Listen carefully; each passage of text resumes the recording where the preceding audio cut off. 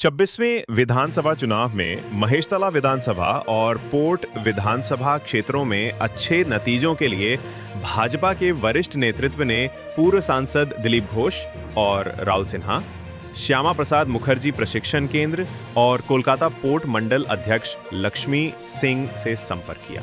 उन्होंने एक दूसरे को शुभकामनाएं दी और भविष्य में अच्छे नतीजे हासिल करने के लिए प्रतिबद्धता जताई और वरिष्ठ नेताओं की सलाह पर आगे बढ़ने का फैसला किया।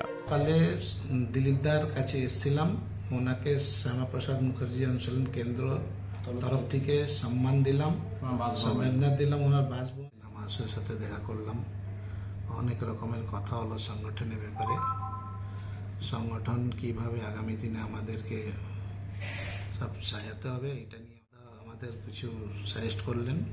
পোর্ট নিয়ে, পোর্ট বন্দর নিয়ে, পোর্ট নিয়ে অনেকক্ষণ আলোচনা হলো। পোর্ট বিধানসভা কিভাবে আমাদের আগামী দিন জিততে হবে এইটা নিয়েও আলোচনা, সাথেও কথা হলো। পর্ণাবাবু বললেন কি আমাদের কিছুদিন মধ্যে স্টেট